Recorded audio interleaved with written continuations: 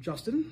I'm an Appleton firefighter. I've been here for 17 years. I'm getting old. I'm one of the old guys now. So there we go. And what do you do here? I'm currently a lieutenant, and I ride the engine sitting right there. Very cool. And what's your favorite children's book, Justin? So I've read many children's books, and my favorite book is going to be The Duck Says. And I wish I had the author. I should have looked it up before we started this. But I've read that one about 1,000 times. All right. And what book are we reading today? Today we are going to read Flat Stanley and the Firehouse. I have not read it, so I'm in for a treat here. All right. Well, let's get started. Okay. Flat Stanley and the Firehouse. Stanley Lamp Chop lived with his mother and his father and his little brother Arthur. Stanley was 4 feet tall, about a foot wide, and about a half an inch thick.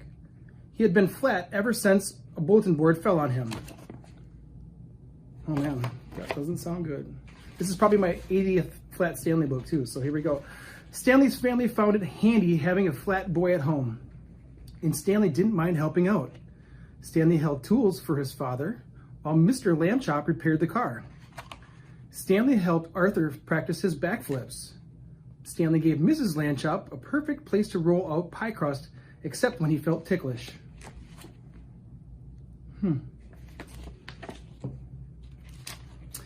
Stanley made a good stencil too. Hold still, said Arthur. Stanley held his breath as Arthur traced him carefully. Children all over the city were entering a poster contest for Fire Safety Month. I hope we win the trip to the firehouse, said Arthur. Me too, said Stanley. I have always wanted to slide down the fire pole.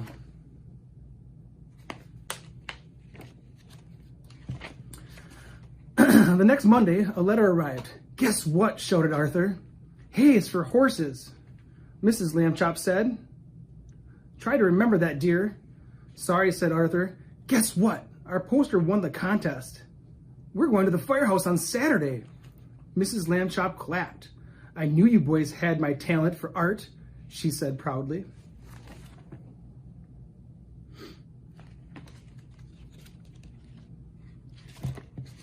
Stanley and Arthur practiced fire drills all week long.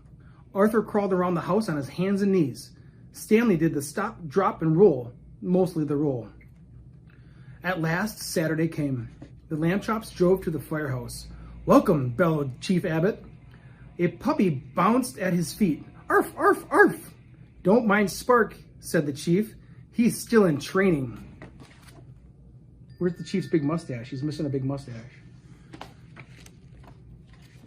Chief Abbott led the Lamb Chops through the firehouse kitchen. We firefighters cook up some tasty meals, he said. Mr. Lamb Chop got out his camera and took a picture of a pot of chili. Everyone went onto the bunk room. Very nice, said Mrs. Lamb Chop. Can I see the trucks? Said Arthur. Of course, said Chief Abbott.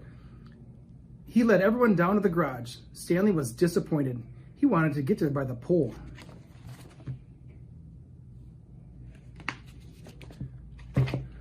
Boots and pants lay on the floor. Oh my, said Mrs. Lamb Chop. I could tidy up if you'd like. Chief Abbott laughed. We leave these out so we can jump into them in an emergency, he said. Neat, said Stanley. Chief Abbott pointed to the ladder truck. Climb on up if you'd like. Wow, said Arthur. The boys scrambled onto the truck. Spark was right behind them.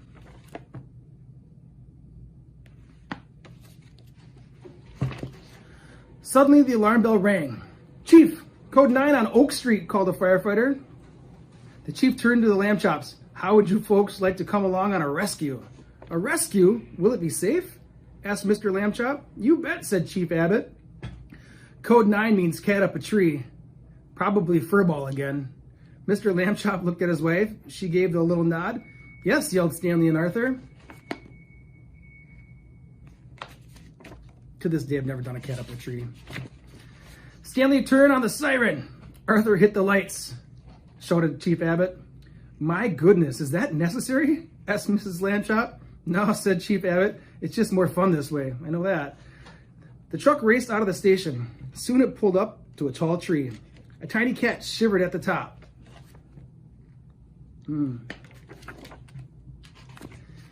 She's pretty high up at this time, said Chief Abbott. Spark panted at the chief's feet. All right, let's get her down. 2 firefighters raised the ladder. The lamb chops moved out of the way. Chief Abbott climbed until the fur ball was just a few feet away. Good kitty, he said, stretching out his hands. Come here, fur ball.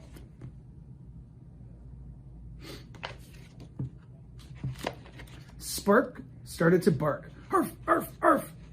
For a second, Furball froze. Then she jumped the other way. Furball, cried Chief Abbott. It was too late. Furball was heading for the ground. Lamb chops looked up. Their mouths were open in surprise. Uh-oh, that doesn't look good.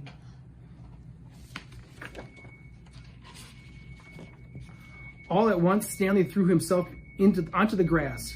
Grab my hands, he told his mother. Mrs. Lamb Chop grabbed his hands. Grab my feet, he told Arthur. But Arthur didn't move.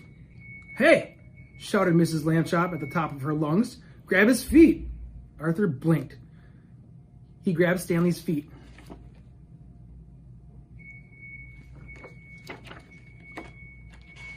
Stretch, cried Stanley. Arthur and Mrs. Lamb Chop stretched Stanley between them. They were not a second too soon. Boing, meow. Furball bounced on Stanley's belly and landed safely on the ground. The firefighters started clapping. Oh boy.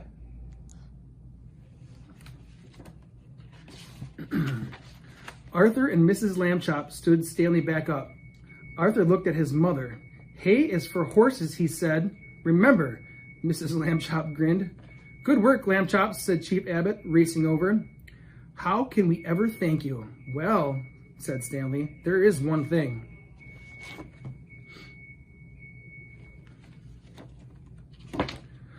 Whee! Kid got to ride the pole. Good for him. One thing I see that we need around here is Spark. If you'd like to reach back out to me and write the chief some letters for me, we could use a dog around here. We do not have a dog. Right there. So that's the chief and that's Spark. So Justin.Brown@appleton.org. Send me some emails about getting Spark around here and I'll forward them on to the chief. Tell me reasons why I need a dog at the fire station. Thank you, Justin. Yeah, you're welcome, guys. That was a good book.